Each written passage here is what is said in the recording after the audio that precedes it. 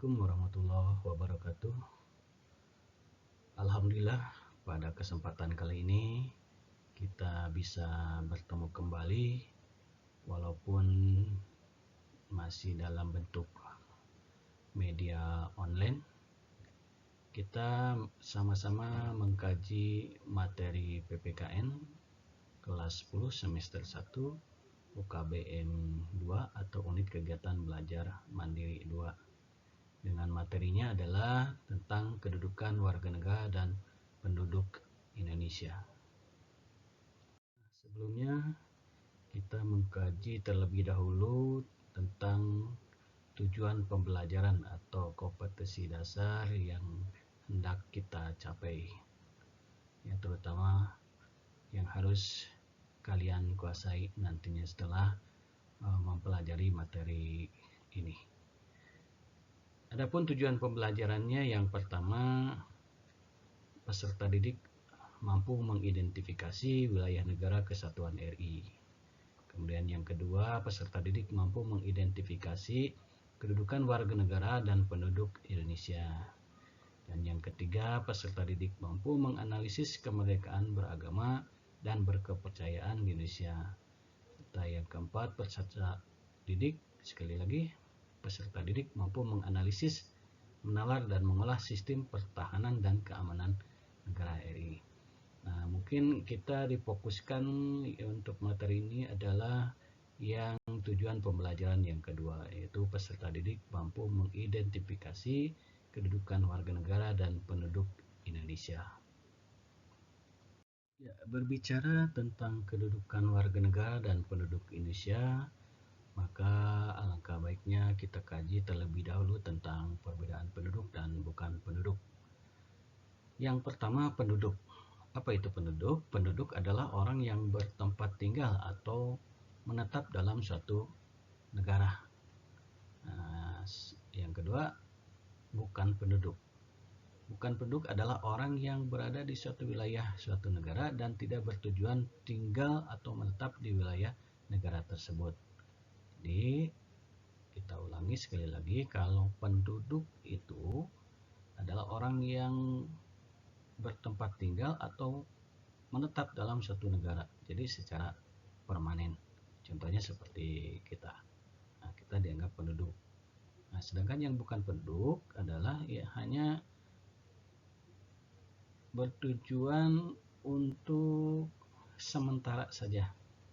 Jadi tidak menetap di wilayah satu negara. Contohnya adalah warga negara asing atau turis asing. Nah, kemudian perbedaan warga negara dan bukan warga negara. Nah, yang dimaksud dengan warga negara adalah orang yang secara hukum merupakan anggota dari suatu negara.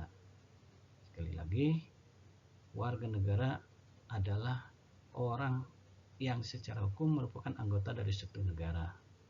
Nah, biasanya dia memiliki identitas kewarganegaraan, misalnya KTP. Nah, itu warga negara, ya, seperti kita. Nah, kalau pelajar tentunya identitasnya bisa akte lahir atau akte kelahiran, atau bisa kartu OSIS.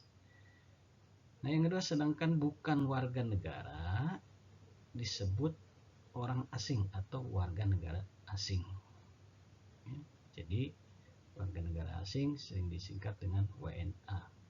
Nah, WNA ini dia tidak punya identitas seperti kita sama. Ada KTP atau akte kelahiran dan lain sebagainya. Tapi warga negara asing ini biasanya identitasnya berupa paspor atau visa. Nah, sehubungan dengan penduduk dan warga negara, negara kita punya aturan khusus, ya, itu tercantum dalam pasal 26 Undang-Undang Dasar Negara Republik Indonesia tahun 1945 yang berbunyi diantaranya ayat 1, yang menjadi warga negara ialah orang-orang bangsa Indonesia asli dan orang-orang bangsa lain yang disahkan dengan undang-undang sebagai warga negara. ayat 2-nya, penduduk ialah warga negara Indonesia dan orang asing yang bertempat tinggal di Indonesia. Yang ayat 3-nya, hal-hal mengenai warga negara dan penduduk diatur dengan undang-undang. Yang mana undang-undangnya adalah Undang-Undang RI nomor 12 tahun 2006 tentang kewarganegaraan Republik Indonesia. Tentang kewarganegaraan, maka di sini ada yang disebut dengan asas-asas kewarganegaraan. Nah, status warga negara seseorang itu bisa ditentukan melalui asas-asas kewarganegaraan berikut ini. Nah, yang pertama ada yang disebut dengan asas ius sanguinis. Adalah sering disebut dengan asas keturunan. Yaitu kewarganegaraan seseorang ditentukan berdasarkan pada keturunan orang yang bersangkutan. Misalnya dia keturunan orang Indonesia, maka otomatis dia sebagai warga negara Indonesia. Nah, yang kedua, asas kewarganegaraan yang disebut dengan asas ius soli atau asas kedaerahan, yaitu kewarganegaraan seseorang ditentukan berdasarkan tempat kelahirannya. Artinya, dimanapun dia lahir, maka atau di negara manapun dia lahir, maka dia dianggap sebagai warga negara tersebut. Tapi perlu ditekankan lagi atau digarisbawahi, tidak semua negara itu menganut asas ius soli, juga tidak semua negara itu menganut asas ius sanguinis. Jadi untuk menentukan status kewarganegaraannya tergantung kepada negara masing-masing, apakah dia menggunakan ius sanguinis atau ius soli. Maka lebih jelasnya lagi kita bedakan atau kita bandingkan antara ius sanguinis dengan ius soli. Nah, adanya perbedaan dalam menentukan kewarganegaraan menimbulkan dua kemungkinan status kewarganegaraan seorang penduduk. Misalnya, status seseorang itu bisa apatrid. Apa itu apatrid? Adanya seorang penduduk yang sama sekali tidak mempunyai kewarganegaraan. Misalnya, seorang keturunan bangsa A yang menganut asas ius soli lahir di negara B yang menganut asas ius sanguinis, maka orang tersebut tidaklah menjadi warga negara A dan juga tidak dapat menjadi warga negara B. Dengan demikian, orang tersebut tidak mempunyai kewarganegaraan. Yang kedua atau yang berikutnya bipatrid, yaitu adanya seorang penduduk yang mempunyai dua macam kewarganegaraan sekaligus atau kewarganegaraan rangkap di kewarganegaraan. Misalnya, seseorang keturunan bangsa B yang menganut asas ius sanguinis lahir di negara A yang menganut asas ius soli. Oleh karena itu, ia keturunan bangsa B, maka ia dianggap sebagai warga negara B. Akan tetapi, negara A juga menganggap dia warga negaranya. Karena apa? Karena berdasarkan tempat lahirnya. Jadi, warga negara tersebut dilahirkan di tempat negara A. Jadi di sisi lain ada yang kehilangan kewarganegaraan, di sisi lain ada dui atau rangkap kewarganegaraan.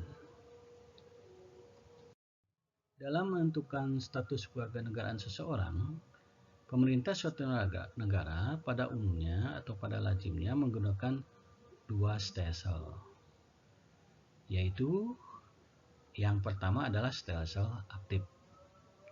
Apa itu stelsel aktif?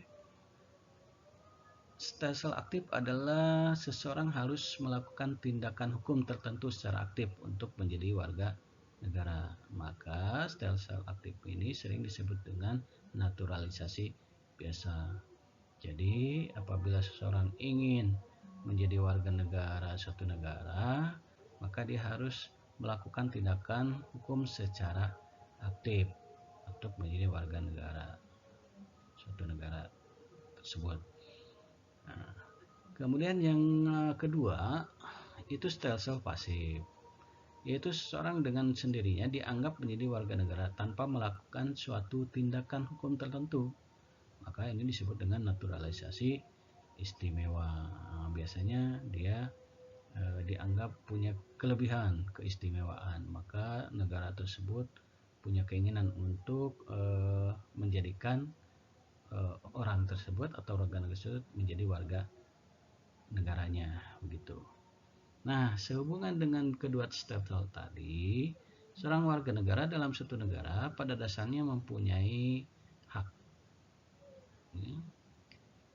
Yang pertama adalah hak opsi. Apa itu hak opsi? Yaitu hak untuk memilih suatu warga negaraan. Nah, ini biasanya dalam stelsel aktif. Kemudian hak repudiasi adalah hak untuk menolak suatu kewarganegaraan. Ini biasanya ada di stelsel pasif, begitu. Jadi seseorang punya dua hak, apakah dia mau memilih atau dia mau menolak menjadi suatu kewarganegaraan, menjadi bagian dari satu warga negara sebuah negara, maksudnya begitu.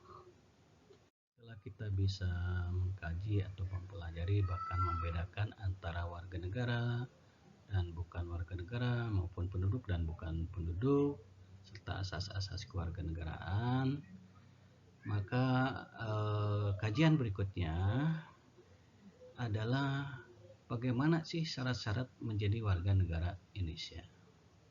Nah, sesuai dengan undang-undangnya tentang kewarganegaraan Indonesia, itu di Undang-Undang RI nomor 12 tahun 2006, seseorang dapat menjadi warga negara Indonesia dengan cara sebagai berikut. Nah, ini sesuai dengan pasal 9. Ya. Yang pertama adalah naturalisasi biasa atau stelsel aktif. Nah, apa saja naturalisasi biasa itu? Syarat-syaratnya: satu, telah berusia 18 tahun atau sudah menikah kawin. Kedua, pada waktu mengajukan permohonan sudah bertempat tinggal di wilayah negara Republik Indonesia paling singkat 5 tahun berturut-turut atau paling lama 10 tahun tidak berturut-turut. Nah, kalau yang 5 tahun berturut-turut jadi selama 5 tahun.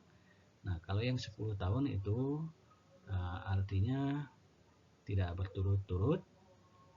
Misalnya sempat di Indonesia sekian tahun, 1 tahun, kemudian pulang dulu kembali lagi ke Indonesia, kemudian tinggal di Indonesia 5 tahun, pulang lagi ke sana, ke tempat asalnya, ke negara asalnya.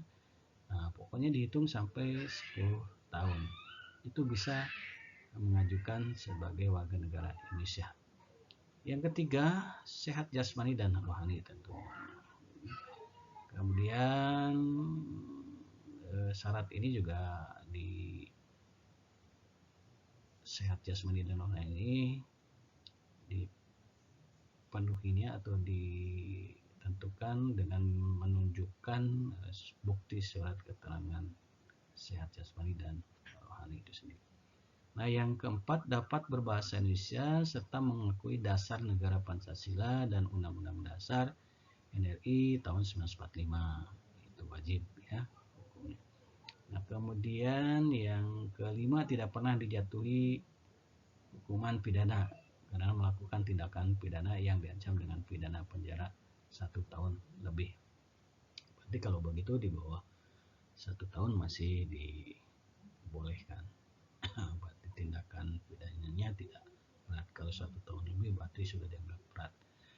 Kemudian yang keenam, jika dengan memperoleh kewarganegaraan Republik Indonesia tidak menjadi berkewarganegaraan ganda. Jadi dia harus memilih apakah mau menjadi warga negara Indonesia atau ya dengan otomatis harus melepaskan warga negara asalnya. Jadi tidak boleh kewarganegaraan atau kewarganegaraan rangkap. 7. Mempunyai pekerjaan dan atau berpenghasilan tetap. Yang ke-8, membayar uang pewarganegaraan ke kas negara. Nah, itu ada 8 syarat naturalisasi biasa. Nah, yang kedua itu ada yang disebut dengan naturalisasi istimewa. Apa saja naturalisasi istimewa itu? Satu di antaranya adalah naturalisasi istimewa diberikan sesuai dengan ketentuan pasal 20 Undang-Undang RI nomor 12 tahun 2006. Nah, naturalisasi istimewa ini diberikan biasanya kepada orang asing yang telah berjasa kepada negara RI atau dengan alasan kepentingan negara setelah memperoleh pertimbangan dari DPR RI. Nah, yang ketiga, naturalisasi istimewa batal diberikan jika menyebabkan orang asing tersebut berkewarganegaraan ganda. Jadi tetap harus memilih apakah dia mau menjadi warga negara Indonesia atau mau menjadi atau tetap menjadi warga negara asalnya. Jadi kita tidak membolehkan untuk berkewarganegaraan ganda atau double. Kita berbicara tentang asas-asas kewarganegaraan, berbicara tentang bagaimana cara memperoleh kewarganegaraan Indonesia. Nah, yang sekarang adalah seseorang itu bisa hilang kewarganegaraan Indonesia. Nah, apa saja seseorang atau disebabkan oleh apa saja seseorang itu bisa hilang kewarganegaraan Indonesia. Nah, masih menurut Undang-Undang RI nomor 12 tahun 2006, seseorang warga negara Indonesia kehilangan kewarganegaraannya jika yang bersangkutan satu atau poin A memperoleh kewarganegaraan lain atas kemauannya sendiri. Yang poin B tidak menolak atau tidak melepaskan kewarganegaraan lain. Yang C dinyatakan hilang kewarganegaraannya oleh presiden atas kemauannya sendiri dengan ketentuan telah berusia 18 tahun atau bertempat tinggal di luar negeri. Jadi kalau masih di bawah 18 tahun masih dianggap sebagai warga negara Indonesia. Kemudian yang D masuk ke dalam dinas tentara asing tanpa disertai izin dari presiden. Ya, itu jelas. Kemudian yang E masuk dalam dinas negara asing atas kemauan sendiri. Yang mana jabatan dalam dinas tersebut di Indonesia hanya dapat dijabat oleh warga negara Indonesia. Jadi masuk dalam dinas negara asing atas kemauan sendiri. Nah, itu otomatis melepaskan diri dari kewarganegaraan Indonesia. Kemudian yang F mengangkat sumpah atau janji atau menyatakan janji setia kepada negara asing atau bagian dari negara asing tersebut atas dasar kemauan sendiri. Yang G turut serta dalam pemilihan sesuatu yang bersifat ketatanegaraan untuk suatu negara asing meskipun tidak diwajibkan keikutsertaannya. Jadi dengan kata lain, misalnya ikut pemilihan di negara asing, maka dia secara otomatis kehilangan kewarganegaraan Indonesia-nya. Nah, kemudian yang haknya mempunyai paspor atau surat yang bersifat paspor dari negara asing atau surat yang dapat diartikan sebagai tanda kewarganegaraan yang masih berlaku dari negara lain atas namanya sendiri. Jelas ya. Jadi dia punya paspor atau identitas dari negara asing. Terakhir yang I adalah bertempat tinggal di luar wilayah negara RI selama 5 tahun secara terus-menerus berturut-turut, bukan dalam rangka dinas negara.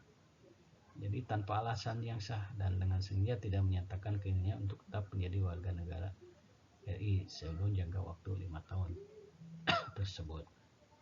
Jadi kalau misalnya di antara kalian nanti ada yang karena alasan melanjutkan pendidikan atau karena alasan pekerjaan, maka Jangan lupa selalu harus lapor diri ya, apabila sudah 5 tahun tinggal di negara lain atau di negara asing.